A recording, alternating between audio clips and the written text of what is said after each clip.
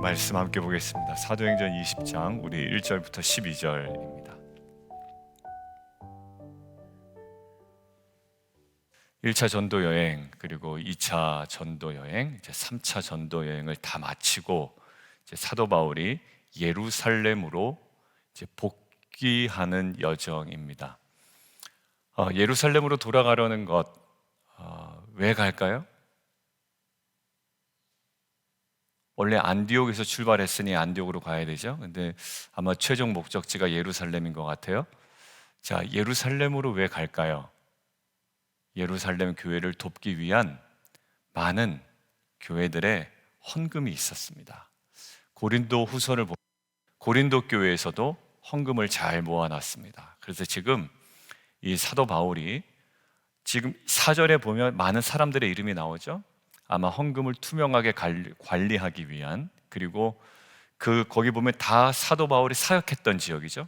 더베라는 지역, 베레아라는 지역, 뭐 여러 가지 데살로니가 사람 나오죠. 다 사도 바울이 사역했던 그 교회의 아마 대표자들이 아닐까라고 많은 학자들이 이야기를 합니다. 그래서 예루살렘을 위한 모아놓은 연보, 이것들을 또 전달하기 위함도 중요한 목적이 있습니다. 자, 그런데 예루살렘으로 가면 되잖아요. 자, 1절 보십시오. 1절 마게도냐로 갑니다.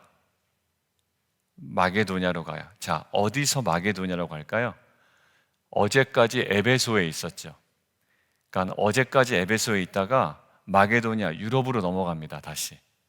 자, 마게도냐로 가는데 이유는 딱 한 가지야. 늘 한결같음이 있다고 그랬죠. 마게도냐는 몇 차 전도여행의 핵심 지역이라 2차 전도여행의 핵심 지역 중에 하나다. 하나는 마게도냐고 밑에 지방 아가야 지방이라고 그랬죠. 그러니까 마게도냐로 가서 그 다음에 여러 말로 제자들에게 권하고 헬라 동그라미 치시고요. 거기가 바로 아가야죠. 여러분들 성경 공부하신 분들이 이미 다 기록이 되어 있을 겁니다. 거기가 아가야. 특별히 거기다가 괄호 치고 고린도라고 치면 여러분들이 아마 이해하기가 쉬울 겁니다. 그 고린도까지 도착을 합니다. 그래서 고린도에 도착을 해서 거기에 석 달 동안 있다가 거기다가 적어 놓으실까요? 거기서 로마서를 작성하죠. 그래서 3차 전도 여행 마치고 고린도에 머물 때 3개월 동안 그때 작성한 것이 로마서다. 우리가 그때 얘기를 나눴습니다. 왜? 지금 사도 바울은 예루살렘 거쳐서 어디 가기로 했어요? 로마에 가기로 했기 때문에 거기서 3개월 동안 머물면서 로마로 가는 편지, 로마 교회를 향한 편지를 이제 쓰게 되는 겁니다. 자, 가만히 지금 단순화 시켜보면 이겁니다. 에베소 3차 전도여행의 핵심 지역 딱 하나였습니다. 3차 전도여행은 뭐 어디를 거쳐가는 것도 였고요. 에베소에서 진드가니 두란노 소원에서 한 2년 넘게, 또 에베소에서 3년 가까이 사역을 하죠. 그러고 나서 사도 바울 항상 한결같음이 뭐죠? 이전에 사역했던 곳 방문해서 제자들의 마음을 굳게 하는 것. 그러니까 당연히 어딜 갈까요? 2차 전도 여행이었던 마게도냐와 아가야를 들리는 겁니다.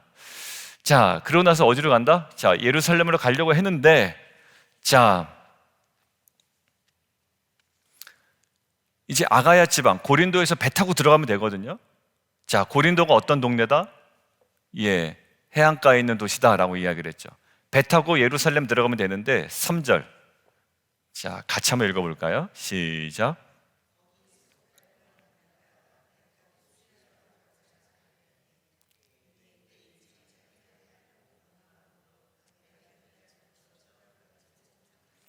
지금 문제가 생긴 거네요. 밑줄 제가 그어놨습니다. 유대인들이 자기를 해하려고 공모함으로 예상치 않은 상황이 생긴 겁니다.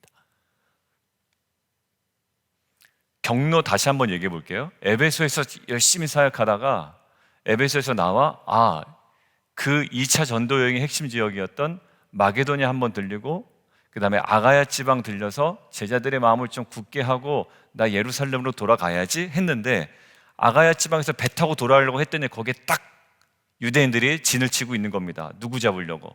바울 잡으려고. 그러니까 어떻게 해요? 바로 갈 수가 없잖아요. 다시 위로 올라갑니다. 어디로 갈까요? 다시 마게도냐로 갔다. 그 얘기하는 거예요. 다시 위로 올라가서 이 육로를 거쳐서 거꾸로 돌아가려고 하는 거예요. 자, 그때 사도 바울의 어떤 반응이 나오는데요, 전혀 여기에 대해서 동요치 않은 반응이 나와요. 여러분들, 근데 이러한 동요치 않는 반응을 사도 바울은 여러 번 우리에게 보여줬습니다. 언제요? 2차 전도 여행 때. 2차 전도 여행 우리가 출발할 때, 사도행전 지금 저와 같이 쭉 밟아오신 분들의 기억이 날 거예요. 2차 전도 여행 때 원래 첫 번째 타깃이 어디였죠? 사도 바울이? 아시아. 아시아를 누가 막습니까? 성령이 막으세요. 그리고 두 번째 타깃이 뭐죠? 또 그 위의 지방이었습니다. 근데 거기도 막아버리시네요. 자, 그래서 성령께서 어디서? 드로아에서 환상을 보여주시죠. 드로아에서, 오늘 나온 드로아에서. 드로아에서 어디의 환상을? 마게도냐 환상을 보여주십니다. 그러니까 사도 바울이 이제 그 모든 수많은 경험들을 통해서 안 거예요. 좀 불편하고 자기의 어떤 납득이 안 되는 여러 가지 상황들이 있을지라도 성령께서 열어놓으시는 하나의 길이 있음을 안 겁니다.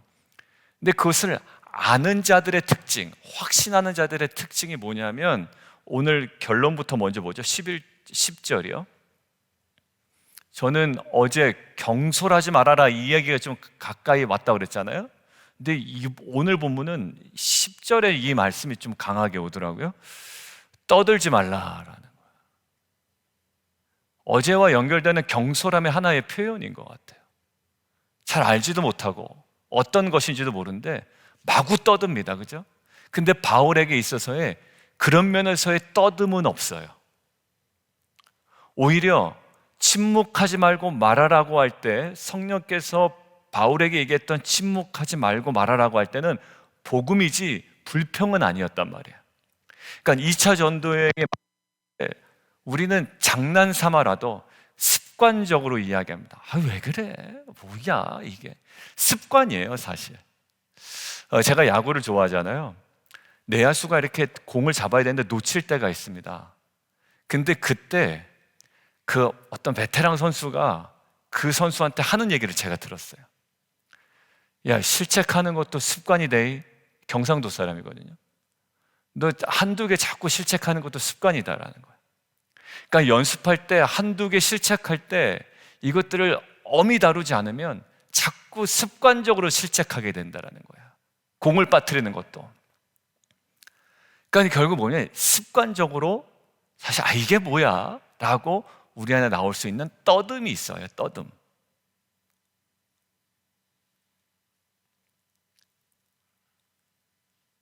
근데 사도 바울에게는 보이지 않죠. 그리고 두 번째 사도 바울에게 보였던 건, 그러고 나서 2차 전도여행 가서 빌립보에 가잖아요.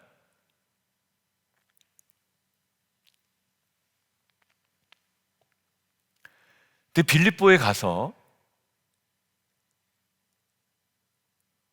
귀신 들린 여인을 쫓아냈다가 억울하게 옥에 갇힙니다.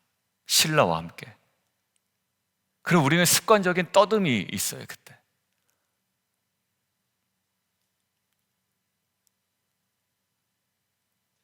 뭐야, 이게? 그렇죠. 아무것도 아닌 떠듬이에요. 뭐야? 귀신 쫓아냈더니 이게 뭐야? 어렵게 예배 왔는데 이게 뭐야? 날씨는 덥고 아무것도 아닌 것 같은데 저한테 그게 크게 와닿았어요. 뭔지도 모르고 막 떠드는 거예요. 뭐야 이게? 예전에 제가 사랑의 교회 다닐 때 박준호 목사님이라고 분이 계셨는데, 이상하게 예배 왔는데 졸리다. 그럴 때 있죠. 예배 왔는데 이상하게 졸려. 그리고 이상하게 막 덥고 짜증나. 그럼 그때 우리 마음은 뭐야 이게? 가뜩이나 오늘 바울처럼 설교도 길어. 너무 짜증이 나는 거죠. 설교 길 때 여러분들 막 짜증나죠. 그러니까 마치 이제 이런 거예요. 근데 그때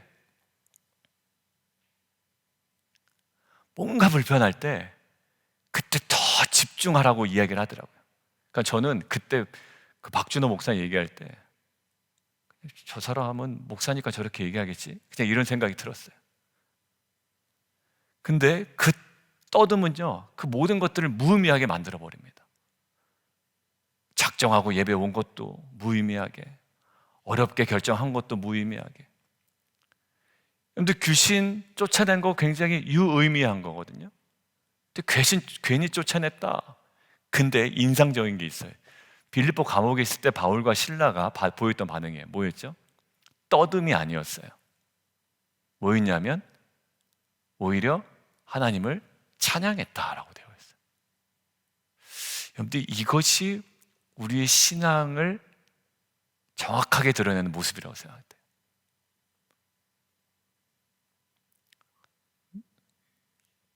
습관적이라도 누구 남 비판하지 마세요. 나를 불편하게 하는 그 상황에 대해서 판단하지 마세요. 이럴 줄 알았어. 내가 이래서 내가 안 하려고 그랬지.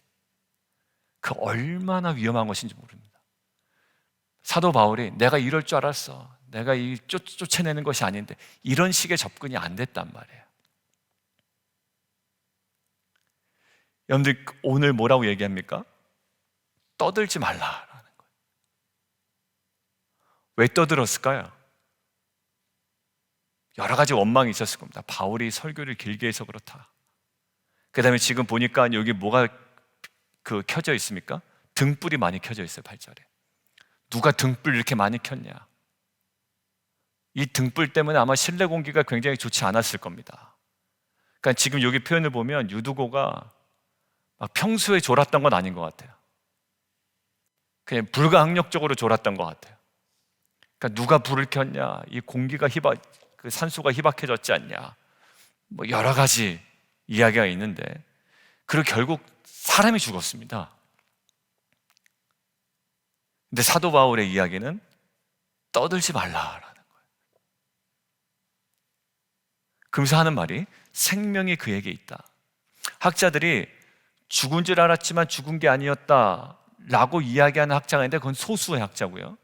지금 앞에 보니까 9절에 뭐라고 되어 있죠? 일으켜 보니 죽었다라고 되어 있습니다. 그러니까 이 죽음에 대해서 사람들이 막 떠들기 시작한 겁니다. 그 떠들지 말라라고 할 때 소리베오라는 헬라어인데, 어떤 뜻이냐면 소란을 피우다라는 거예요.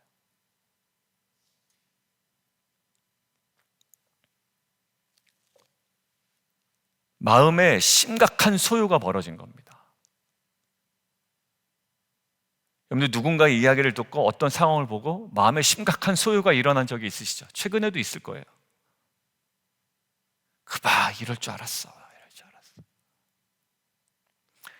그것에 대한 판단이 내가 되는 거고, 내가 하나님이 되는 거거든요.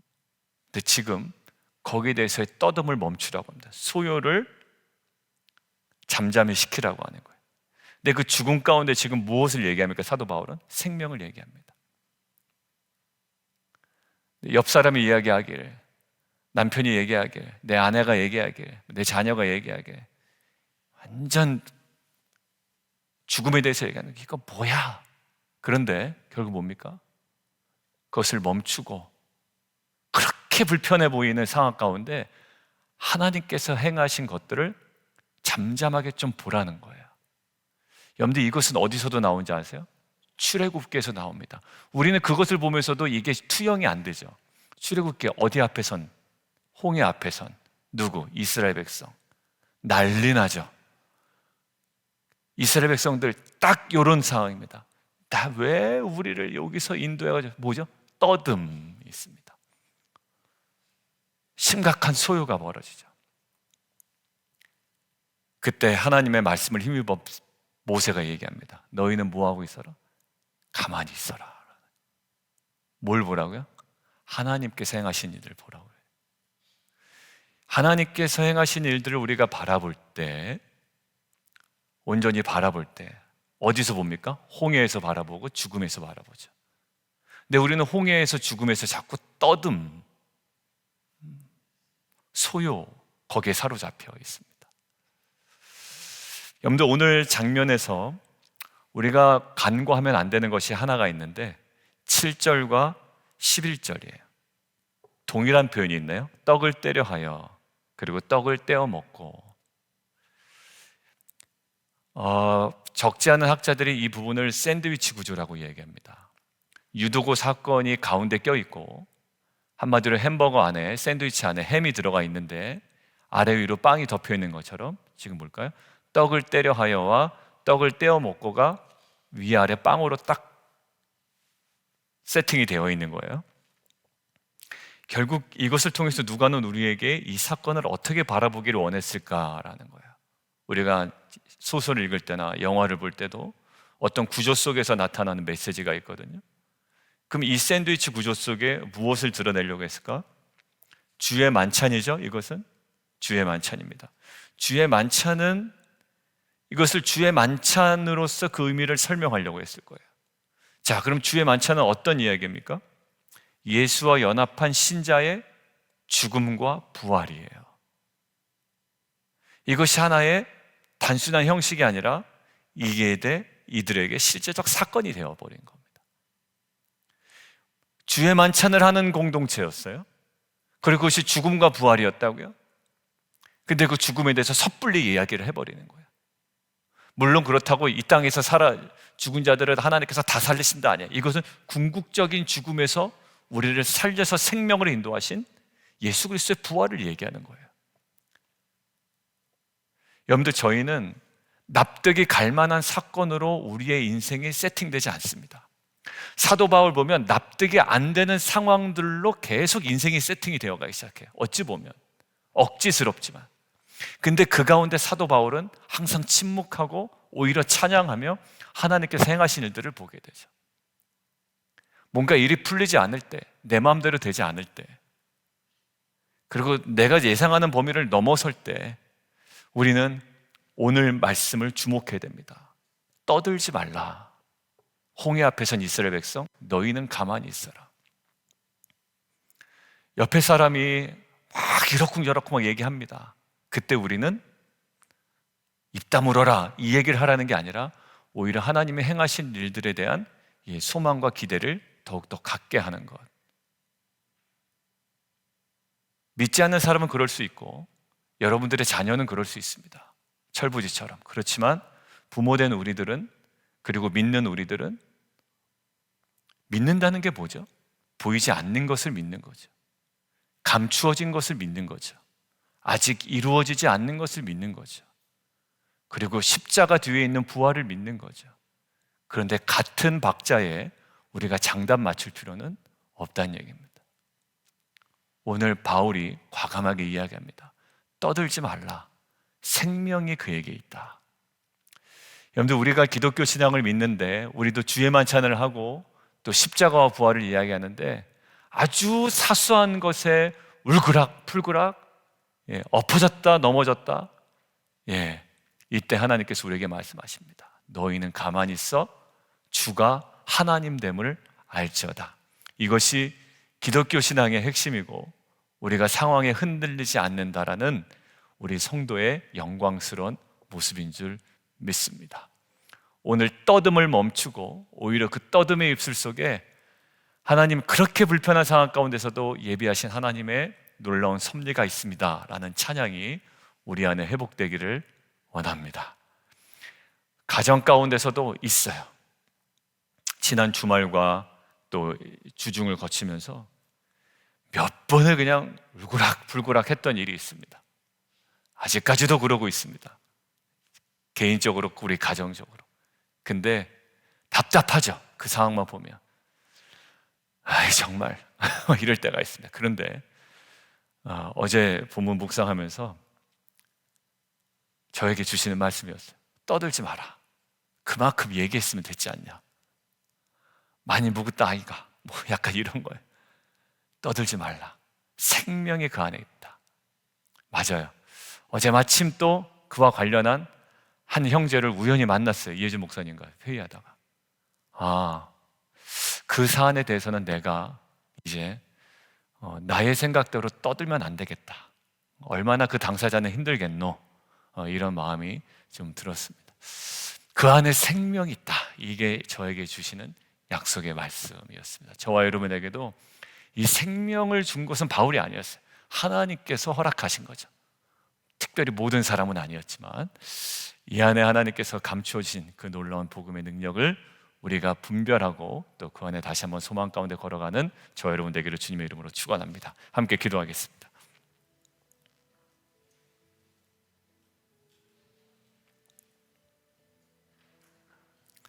마치 누가가 이렇게 얘기하는 것 같았어요.